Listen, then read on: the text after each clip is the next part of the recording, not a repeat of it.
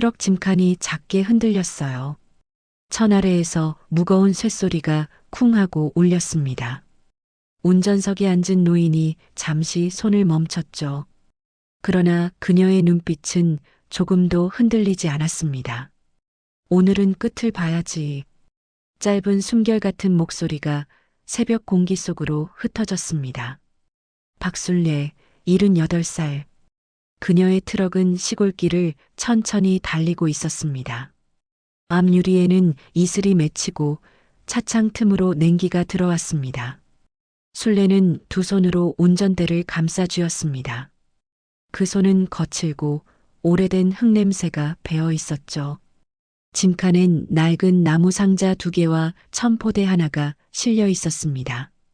포대 안에는 오래된 금속 금고가 있었어요. 그 금고는 겉으론 평범했지만 안에는 20년의 시간과 한 마을의 역사가 들어 있었습니다. 트럭이 요철을 지날 때마다 금속이 묵직하게 울렸습니다. 이제 숨길 때가 아니네요. 술래는 짧게 중얼거렸습니다. 도시가 가까워질수록 도로는 반짝였고 사람들의 차가 그녀의 트럭을 추월해 갔습니다. 누군가는 흘기 쳐다봤지만 금세 관심을 거뒀습니다. 그녀는 창밖을 보며 속삭였습니다. 돈이 있어도 눈에는 안 보이죠. 은행 건물이 보였을 때 그녀는 방향등을 켰습니다. 출입구에는 제복을 입은 젊은 직원이 서 있었습니다. 그가 손을 들며 트럭을 멈춰 세웠습니다. 어르신, 어디 가세요? 은행 좀 보려 해요. 죄송하지만 고객 업무 보시는 분만 주차 가능합니다. 술래는 잠시 웃었습니다.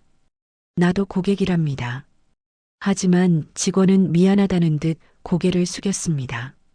규정이 그래서요. 그녀는 창문을 천천히 닫고 후진 기어를 넣었습니다. 트럭이 뒤로 움직이자 경적이 울렸습니다. 술래는 흔들림 없이 핸들을 돌렸습니다. 신호등 앞에 멈춘 트럭 안에서 그녀는 봉투 하나를 무릎 위에 올렸습니다. 조합 기금이라는 글자가 희미하게 남아 있었습니다. 그녀는 봉투를 쓸어내리며 속삭였습니다. 이제 끝내야죠. 트럭이 다시 움직였습니다. 그녀의 눈빛은 은행 건물을 향하고 있었습니다.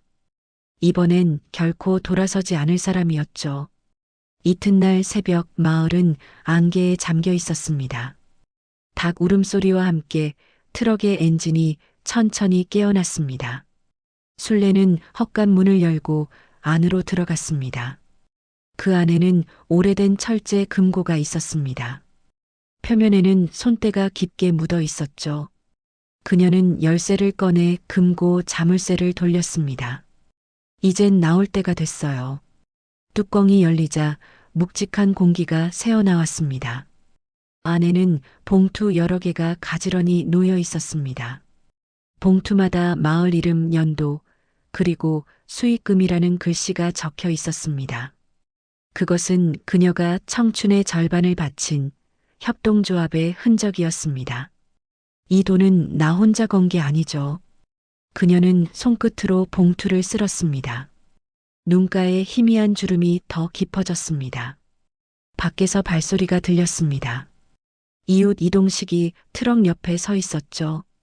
오늘도 일찍 나가시네. 술래는 봉투를 천천히 감싸며 웃었습니다. 은행 좀 다녀와야죠. 오래된 약속이 있어서요. 이동식은 아무 말 없이 고개를 끄덕였습니다. 금고를 트럭 짐칸에 함께 올리며 잠시 멈췄습니다. 혼자 괜찮으시겠어요? 이건 내가 해야 할 일이에요. 트럭이 천천히 골목을 벗어났습니다. 안개 속에서 그들의 모습이 사라질 때 마당에 있던 닭이 한 번 더 울었습니다. 마치 오래된 시간의 문이 닫히는 소리처럼요. 은행 로비는 아침 햇살로 가득했습니다. 술래는 번호표를 뽑고 천천히 의자에 앉았습니다. 사람들이 스쳐 지나갔지만 아무도 그녀를 눈여겨보지 않았습니다. 허름한 옷과 낡은 신발, 그리고 천봉투. 그 속에 무엇이 있는지 아무도 몰랐습니다. 103번 고객님. 술래는 자리에서 일어나 창구 앞으로 걸어갔습니다. 직원은 미소를 지으며 물었습니다. 어떤 업무 도와드릴까요? 인출하려고요. 짧은 대답이었지만 어딘가 묘하게 단단했습니다. 직원이 통장을 입력하자 모니터 화면에 숫자가 떴습니다. 순간 그의 손끝이 멈췄습니다. 잔액의 자릿수가 너무 길었습니다. 잠시만요. 그는 무심코 중얼거렸습니다. 지점장이 다가왔습니다. 두 사람은 화면을 보고 숨을 삼켰습니다. 실수 아니지? 아닙니다. 본인 계좌 맞습니다. 공기가 묘하게 얼어붙었습니다. 주변의 고객들이 웅성거렸습니다. 술래는 아무 말 없이 유리창 너머를 바라봤습니다. 그 눈빛은 고요했습니다. 그녀는 이미 이 모든 순간을 알고 있었다는 듯 조금도 놀라지 않았습니다. 얼마 인출하시겠어요? 전부요. 그 한마디에 직원의 입술이 굳었습니다. 지점장이 본사 승인 절차를 요청했습니다. 전화기 너머로 상급자의 목소리가 흘렀습니다. 금고 개방 허가합니다. 신원 확인 완료. 술래는 봉투를 가슴에 안은 채 서 있었습니다. 햇살이 유리창을 타고 들어와 그녀의 어깨를 비쳤습니다. 그녀의 눈빛은 마치 오랜 세월을 건너온 사람의 눈처럼 깊었습니다. 이제 숨길 이유가 없어요. 그녀의 속삭임은 들리지 않았지만 공기 속에 퍼졌습니다. 지하 금고실 문이 열렸습니다. 차가운 공기가 흘러나왔고 직원들의 표정이 굳었습니다. 벽에는 숫자 자물쇠가 줄지어 있었고 하나씩 불빛이 켜졌습니다. 술래는 천천히 안으로 들어섰습니다. 금고실 안은 고요했습니다. 철제 선반 위에는 묵직한 현금 포대들이 차곡히 쌓여 있었습니다. 직원들이 장갑을 끼고 봉투를 꺼내 확인했습니다.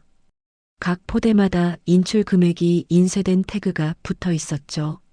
지점장은 땀을 닦으며 고개를 끄덕였습니다. 확인 끝났습니다. 그때 CCTV 화면을 보던 주차장 직원 김대식이 말을 잃었습니다. 어제 트럭을 돌려보냈던 바로 그 노인이었습니다. 그는 무전기를 잡았다가 조용히 손을 내렸습니다. 내가 어제 뭘 한 거지? 입술이 떨렸습니다. 술래는 묵직한 현금 포대 앞에서 잠시 멈췄습니다. 그녀의 눈빛은 흔들리지 않았습니다. 이건 내 돈이지만 나 혼자 쓰려는 게 아니에요. 속삭이듯 말하고 고개를 들었습니다. 포대가 트럭으로 옮겨졌습니다. 직원들이 경호를 위해 둘러섰습니다. 창문 밖에 모여든 사람들 사이에서 플래시가 터졌습니다. 술래는 고개를 돌려 하늘을 보았습니다. 빛이 유리벽을 타고 흩어졌습니다. 그녀의 얼굴엔 미묘한 미소가 떠올랐습니다. 마치 오래된 세상에 작별을 고하는 사람처럼요. 트럭 짐칸에 현금 포대가 실리고 있었습니다. 직원들이 줄지어 서서 봉투를 옮겼습니다. 포대마다 인출 서명이 찍혀 있었죠. 햇빛이 번쩍이며 트럭 표면에 반사되었습니다. 은행 앞엔 이미 사람들이 몰려들었습니다. 휴대폰 카메라가 번쩍이고 진짜 현금이래 라는 속삭임이 퍼졌습니다. 술래는 그 소리를 들었지만 아무 반응도 보이지 않았습니다. 그녀의 시선은 묵묵히 트럭 위의 포대만 바라봤습니다. 주차장 직원 김대식이 다가왔습니다. 어르신, 어제는 죄송했습니다. 그의 목소리는 작고 떨렸습니다. 술래는 고개를 살짝 돌렸습니다. 사람은 몰라서 실수할 수도 있죠. 중요한 건 그 다음이에요. 그녀의 말은 부드럽지만 단단했습니다.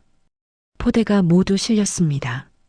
지점장은 서류를 건넸고 마지막 도장을 찍었습니다. 확인 완료됐습니다. 술래는 천천히 고개를 끄덕였습니다. 트럭이 시동을 걸었습니다. 엔진 소리가 깊게 울렸습니다. 그 소리는 마치 묵은 시간의 문을 여는 소리 같았습니다.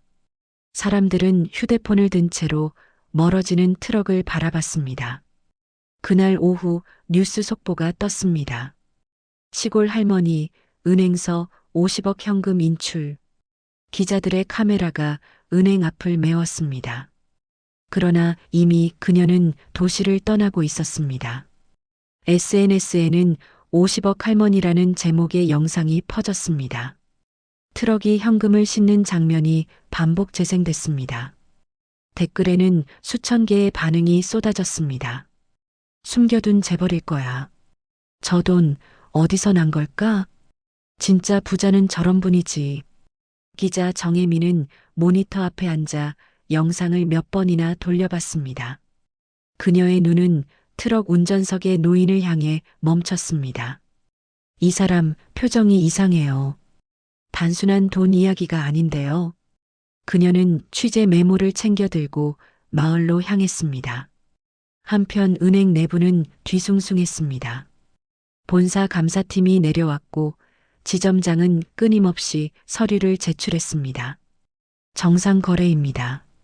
계좌 개설은 2003년 협동조합 명의로. 그의 목소리가 점점 작아졌습니다. 주차장 직원 대식은 뉴스 화면을 바라보며 한숨을 쉬었습니다. 그의 손엔 커피 한 잔이 들려 있었지만 식어 있었습니다. 내가 그 돈의 주인을 몰라봤지. 그는 조용히 창밖으로 눈을 돌렸습니다. 그곳엔 여전히 그 트럭이 지나가던 도로가 있었습니다. 한편 순례는 시골길을 달리고 있었습니다. 트럭 짐칸에 실린 포대가 햇살에 빛났습니다. 그녀의 손이 핸들 위에서 천천히 움직였습니다. 창밖의 농과 바람, 그리고 긴 세월의 냄새가 섞여 있었습니다. 이제야 약속을 지킬 수 있네요. 그녀의 입술이 미세하게 떨렸습니다. 며칠 뒤 마을 공동농장 부지에 트럭이 들어왔습니다. 흙길 위에 먼지가 일었고 주민들이 몰려 나왔습니다. 포대들이 하나씩 내려졌습니다. 그 속엔 현금 대신 계약서와 도면, 설비비 명세서가 들어 있었습니다. 이걸로 다시 시작합시다. 순례의 목소리가 울렸습니다. 농부들이 서로 얼굴을 마주 보았습니다. 정말 이걸로 농장을요? 우리 손으로 짓는 거죠. 박철우가 트럭 옆으로 걸어왔습니다. 그녀의 아들, 도시에서 체면만을 줬던 사내였습니다. 엄마, 이런 일은 그냥 조용히 처리하시지. 순례는 그의 손을 잡았습니다. 체면이 밥을 먹여주진 않아요. 함께 해야 사는 거예요. 그 말에 철우의 입이 닫혔습니다. 사람들이 모여 삽을 들었습니다. 흙 냄새가 진하게 퍼졌습니다. 낡은 창고는 철거됐고 새 기둥이 세워졌습니다. 순례는 멀찍이서 그 광경을 바라봤습니다. 그녀의 눈가엔 눈물이 맺혀 있었지만 웃고 있었습니다. 해가 떠올랐습니다. 새벽빛이 포대 위를 비쳤습니다. 그 빛은 마치 오래된 약속이 현실이 되는 순간처럼 따뜻했습니다. 준공식 날 마을 사람들은 새 건물 앞에 모였습니다. 현판에는 순례농장이라는 글씨가 새겨져 있었습니다. 아이들이 풍선을 들고 뛰었고 기자들의 카메라가 플래시를 터뜨렸습니다. 기자 정혜민이 순례에게 다가왔습니다. 이 모든 걸 왜 하신 건가요? 순례는 잠시 미소를 짓고 대답했습니다. 돈은 나를 살리진 않아요. 하지만 누군가를 살릴 수는 있죠. 그녀의 말에 박수가 터졌습니다. 은행 대리 오지연이 꽃다발을 들고 다가왔습니다. 고객님, 정말 존경합니다. 순례는 웃으며 꽃을 받았습니다. 이젠 고객이 아니라 그냥 이웃이에요. 주차장 직원 대식도 조용히 서 있었습니다. 그녀의 시선을 느끼고 고개를 숙였습니다. 순례는 고개를 끄덕이며 속삭였습니다. 사람은 실수로 배우는 거예요. 행사가 끝나고 트럭이 다시 시동을 걸었습니다. 트럭 뒤에는 현수막이 붙어 있었습니다. 함께 사는 마을, 순례농장. 트럭은 천천히 언덕길을 올랐습니다. 햇빛이 트럭 지붕을 비추며 반짝였습니다. 순례는 창문을 열고 바람을 맞았습니다. 그녀의 손등 위로 따뜻한 빛이 내렸습니다. 이젠 진짜 은행일이 끝났네요. 트럭이 멀어졌습니다. 언덕 너머로 사라지는 그 뒷모습에 사람들은 박수를 보냈습니다. 바람이 불었고 현수막이 펄럭였습니다. 그날 마을은 오랜만에 웃음소리로 가득 찼습니다.